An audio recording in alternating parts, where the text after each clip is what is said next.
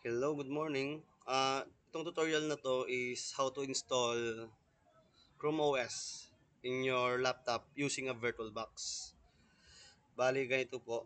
We will using the VirtualBox. Then we will import the file na downloaded na po ito po yung gamit is Cloud Ready Home. This is the one that you are using if you are installing Chrome OS.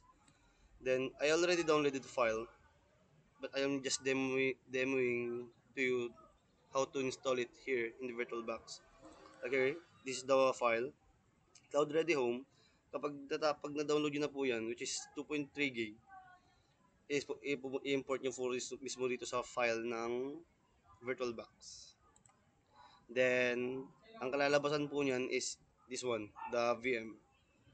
Then, we will select the new and we will name it as Chrome OS.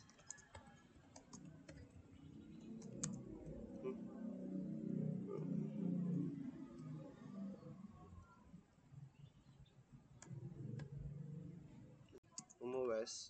Then, we will type the Linux, 64-bit as it is. Other Linux. Hardware is 1 gig po ang ilalagay natin dito. Then, enable this one.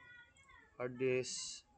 We will select the use an existing virtual, which is ito po yung dinownload natin kanina doon sa Cloud Ready. I-finish. Then, yun po. Start na. I-start mo na po yun.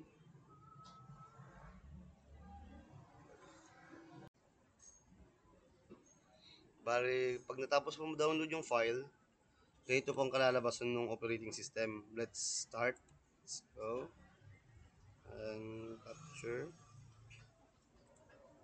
Okay, let's go. Next. Okay.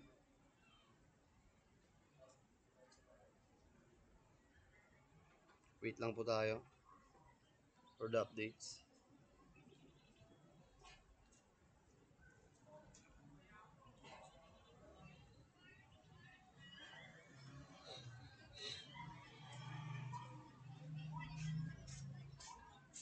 And let's continue this.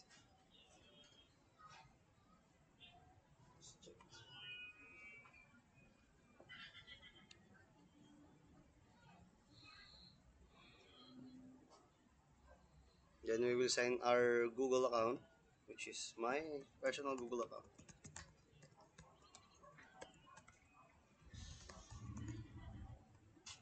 Next.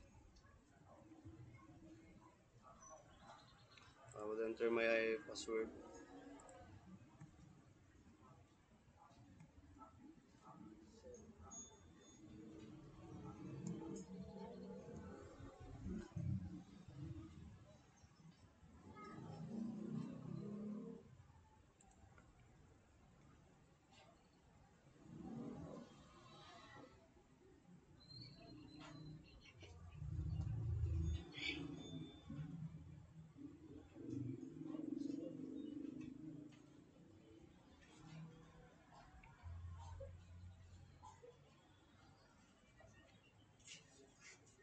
Then we're all set, and let's get started of the Chrome OS.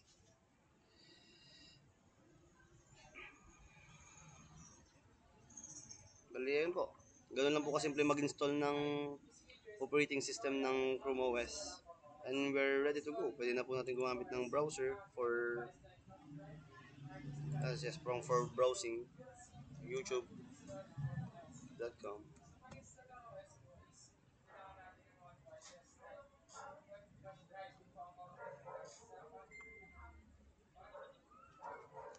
Bali, ganun lang po kasimple mag-install ng Chrome OS.